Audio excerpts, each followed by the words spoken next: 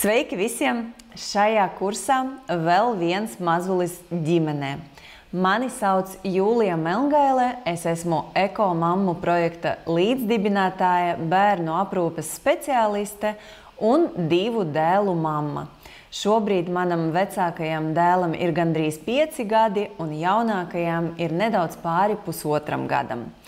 Un mēs ar jums šodien pievērsīsimies ļoti interesantai tēmai par vēl viena mazuļa ienākšanu ģimenē, un mēs skatīsimies uz to gan no praktiskā viedokļa un no praktiskas puses, gan no mammas un visas ģimenes psihoemocionālā stāvokļa, jo abas monētas puses ir ļoti svarīgas priekš ģimenes kopējās harmonijas.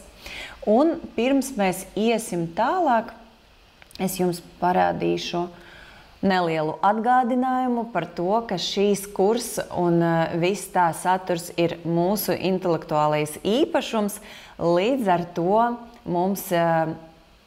mums paliek visas tiesības uz to un nav atļauta pārlukošana un tā tālāk bez saskaņošanas. Ceru, ka tas viss ir loģisks un saprotams. Nu ko, domāju, ka jūs jau esat gatavas ķerties klāt, tāpēc pārējām pie mūsu pirmās sadaļas – lēmums par nākamo bērnu. Šeit mēs ieskatīsimies pavisam īsi, pat ja tu jau esi stāvoklī vai esi jau 2 vai vairāku bērnu mamma un gaidi vairāk to saturu no nākamajām sadaļām, iespējams, ka kaut kas no šejienes tev arī būs vērtīgs un noderīgs. Cik tad ilgi gaidīt pēc pirmā bērniņa piedzimšanas, pirms plānot otru bērniņu? Šeit ir jāapzinās, ka sievietes ķermenis padara milzīgu darbu gan gaidībās, gan dzemdībās, gan arī pēc tam zīdīšanas procesā, miedziņā, midzināšanā, un tas prasa milzīgus resursus no sievietes. Ne tikai psiholoģiskos, bet arī fiziskos, ļoti praktiski un ļoti materiāli. Un vajag laiku ķermenim, lai vispār atgrieztos mēneša reizes un varētu atkal ieņemt bērniņu. Lai gan es to tā saucu, bet jūs zinat, ka ovulācija ir pirms mēneša reizēm. Līdz ar to stāvoklī var palikt arī tajā pirmajā ovulācijā, pirms mēneša reizes būs atgriezušas. Un vajag, lai arī kopumā atjaunotos viss hormonālais fons, visas rezerves un dzimuma orgāni arī atgūtu savu formu. Līdz ar to ir daudz faktoru, kuri būtu jāņem vērā, jo būsim ļoti tādas godīgas pašas pret sevi, visas rezerves, viss hormonālais fons un dzimuma orgāni, parasti nebūs pēc gada jau uzreiz gatavi otrajam bērnam. Līdz ar to kaut kādai starpībai ir jābūt. Un saskaņā ar ļoti daudziem pētījumiem, tad tai starpībai starp pēdējām dzemdībām un nākamo ieņemšanu, nevis dzimšanu nākamo, bet ieņemšanu, ir jābūt 2 gadiem vismaz. Un pats absolūtais minimums ir 1,5 gads. Jo ir dažādi faktori, kuri var ietekmēt sievietes steigu, tomēr ieņemt pēc iespējas ātrāk. Un es jums piedāvāju tad ņemt vērā šo ieteicamo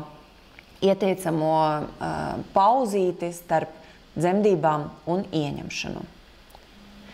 Un kādi te vēl varētu būt tādi tīri sadzīves apsvērumi, cik ilgi tad gaidīt?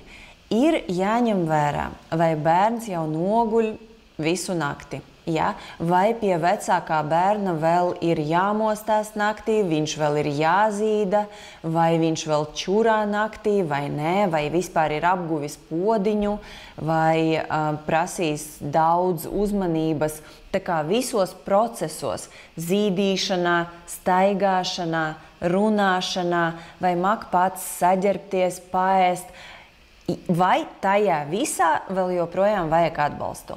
Un, ja vajag, tad arī ir jārēķinās ar to, ka jo mazāka vecuma starpība bērniem, jo lielāka būs atbalsta ciema nozīme. Ja var dzemdēt ar mazāku vecuma starpību, nekā ir ieteikts, bet tajā pašā laikā ir jāapzinās, ka tas var būt gan fiziski, gan psiholoģiski netik viegli. Un, lai būtu vieglāk, vajag šo atbalstu no mammas mammai vai no omes pašai sievietei vai no māsas vai no palīga no malas, ko vienkārši piesaista ģimenē.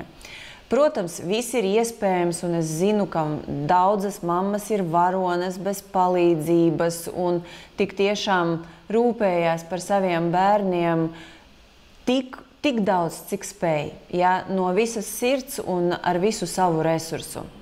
Šeit mēs runājam par tādiem ieteikumiem, kad jūs vēl varat to ņemt vērā, tad padomāt arī par šo. Ne tikai par to apsvērumu, ka, ja būs liela starpība, tad bērni varbūt nedraudzēsies tik labi, ja, un lai ir mazāka, lai viņi ir tā kā vienaudži un lai viņiem ir kopīgas intereses, jā, tas viss ir ļoti forši, bet līdz tai draudzībai tiem bērniem vēl ir jāizaug. Ja? Un tie gadi, kamēr viņi izaugs, ļoti negribas, lai izsmeltu sievietes. Tā, skatāmies tālāk. Šīs tad ir tāds ieteikums, ja, minimālais no manas pieredzes un no pieredzes ar mammām, tāds ieteicamais, ja, ir tomēr tā kā 4 gadi. Un 3 ir tāds minimums, kad mēs jau varam domāt, ka 3 gadu vecumā parasti jau bērns noguļ visu nakti. Ja nenoguļ, tad varbūt reizīti vajag tikai to palīdzību kaut kādu no mammas, kaut kādu mierināšanu, varbūt palīdzību pačurāt, ja vajag uz podiņa. Bet parasti 3 gadu vecumā, mēs jau varam teikt, jau gan zīdīšanu var noslēgt, gan guļ bērniņš, gan jau ģērbjas, gan runā, ja, un jau ir tāds sarunājams. Daudz vairāk nekā 2-gadnieks vai pusotradnieks. Tāpēc manējais tāds personīgais ieteikums ir minimums 3 gadi. Maniem bērniem ir 3 un 3, 3 gadi un 3 mēnešu starpība. Un no Juļas, no mūsu otras ekomammas līdzdibinātājas, tāds ieteikums ir pat tā kā vēl vairāk, ja 4 gadi un pat varbūt tuvāk 5 gadiem, jo tūlīt pastāstīšu jums, jo sanāk daudz labāk atjaunot visas tās rezerves. Jā, dzelzs rezerves, visu minerāļu un tik tiešām ķermenim atjaunoties, atpūsties, mammai pašai starp 2 bērniem izgulēties, lai ir arī kāds posmiņš, ja sanāk. Ja? Vienmēr, ja sanāk. Šī ir tādi ieteikumi, apsvērumi, nevis akmenī kaltas rekomendācijas, pie kurām ir jāpieturās. Tā kā, ja sanāk, atpūsties arī no zīdīšanas. Ja? Un izbaudīt arī kaut kādu laiku sev, savām interesēm un ne tik ļoti visu savu uzmanību un fokusu veltīt bērniņa vajadzībām. Te ir viena tāda lieta, ka ja starpība starp pēdējām dzemdībām un nākamo ieņemšanu ir lielāka par 5 gadiem, tad tās nākamās dzemdības priekš ķermeņa būs atkal kā pirmās. Ja, tā teikt, ka ķermenis neatcerās. Un visticamāk, ja jūs zinat, ka otrās dzemdības ļoti bieži būs raitākas, tādas ātrākas, ja, tad, ja starpība ir 5 gadi un vairāk, mēs varam uztvert tās otras dzemdības atkal kā pirmās. Un sievietei tad atkal ir jāgatavojas apzināti ļoti arī dzemdībām.